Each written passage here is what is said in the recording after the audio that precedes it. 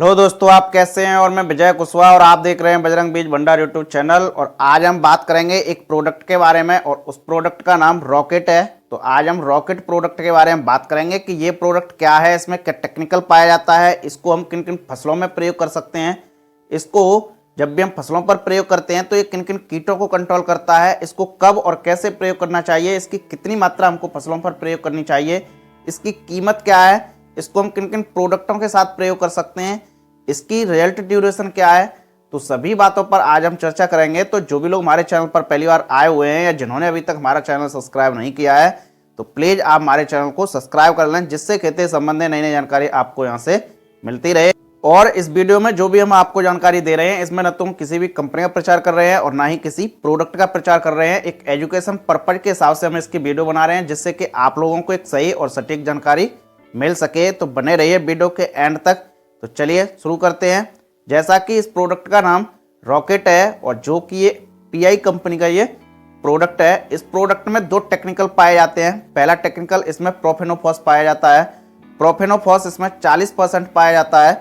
दूसरा इसमें साइपरमेथ्रिन इसमें 4% जो कि ईसी फॉर्मुलेशन में पाया जाता है, जिसको हम एमल्सिफेविल कंस्टेंटेंट बोलते हैं, जिसका घोल बनाने पर ये दूध जैसा हो जाता है।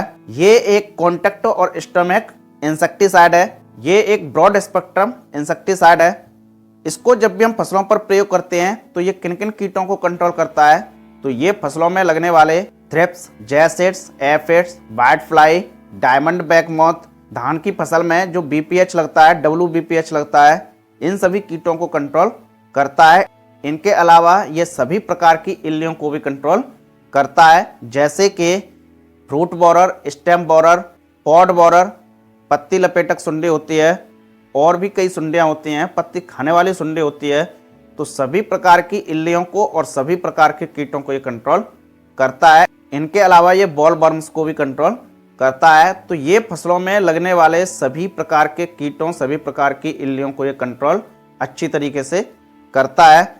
अब बात करते हैं कि इसको हम किन किन फसलों में प्रयोग कर सकते हैं। तो इस प्रोडक्ट को आप सभी फसलों में प्रयोग कर सकते हैं, जैसे सेब, आम, अंगूर, लीची, स्ट्रॉबेरी, मिर्च, टमाटर, बैगन, फूल गोभी, बंद गोभी, भिंडी, सेम, करेला, खीरा, ककड़ी, तरबूज, खरबूज, कपास, सोयाबीन, मूंगफली, सभी फसलों में आप इस प्रोडक्ट का प्रयोग कर सकते हैं। इसको कब और कैसे प्रयोग करना चाहिए। तो इस प्रोडक्ट को जब भी आपकी फसल ग्रोथिंग स्टेज पर हो, वेजिटेटिव ग्रोथिंग स्टेज पर हो, उसी समय आप इस प्रोडक्ट का प्रयोग कर सकते हैं। यदि आप इसको जब आपकी फसल फ्लावरिंग और फ्रूटिंग स्टेज पर हो उस समय यदि आप इसका प्रयोग करते हैं तो उस समय आपकी फसल में फूल झड़ने की समस्या उत्पन्न हो सकती है। तो आपको ज़्यादातर ग्रोथिंग स्टेज पर ही प्रयोग करना है। फ्लावरिंग और फ्रूटिंग स्टेज पर इसका कम से कम प्रयोग करना है। और इसको कैसे प्रयोग करना है, तो इसको आप जब भी स्प्रे कर रहे हैं तो स्प्रे के साथ ही आप इस प्रोडक्ट का प्रयोग कर सकते हैं। बात करें इसके मोड ऑफ एक्शन की, तो ये कॉन्टैक्ट और स्टोमिक इंसेक्टिसाइड है।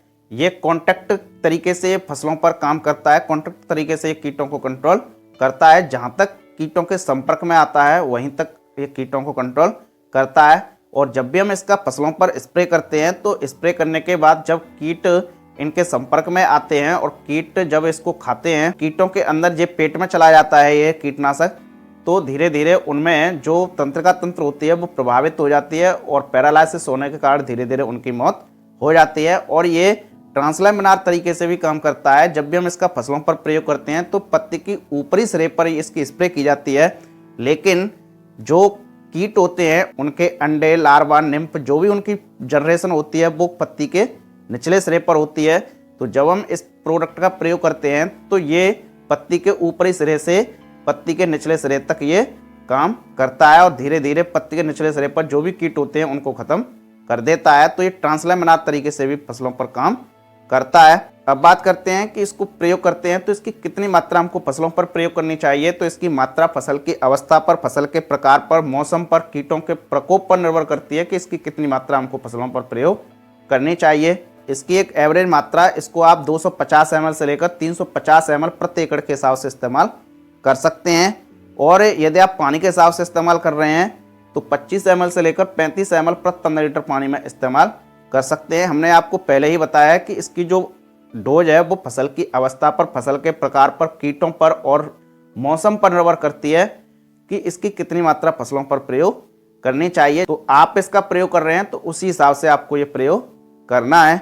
बात करें इसको हम किन किन प्रोडक्टों के साथ प्रयोग कर सकते हैं, तो इस प्रोडक्ट को आप वैसे सभी प्रोडक्टों के साथ प्रयोग कर सकते हैं, लेकिन जब आप इसको प्रयोग कर रहे हैं तो इसका जो घोल है वो आपको अलग बनाना है, क्योंकि ये इसी फॉर्मुलेशन में है। तो इसका जो घोल है वो आपको अलग बनाना है और आप इसको किसी भी प्रोडक्ट के साथ, फंजीसाइड, टॉनिक और भी किसी कीटनाशक के साथ इसका प्रयोग कर सकते हैं। बात करें इसके रिजल्ट ड्यूरेशन की, तो इसका एक बार प्रयोग करने के बाद लगभग 8 से 10 दिनों तक काफ़ी अच्छा रिजल्ट आपकी फसल पर देखने को मिलता है।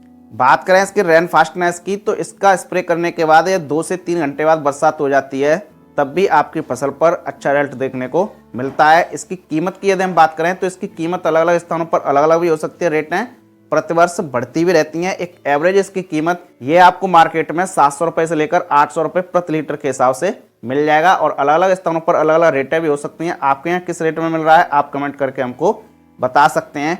तो ये रही रॉकेट प्रोडक्ट से संबंधित जानकारी। तो आप देखते रहिए बजरंग बीज भंडार यूट्यूब चैनल और मिलते रहिए नेक्स्ट वीडियो में एक नई जानकारी के साथ। जय जवान जय किसान।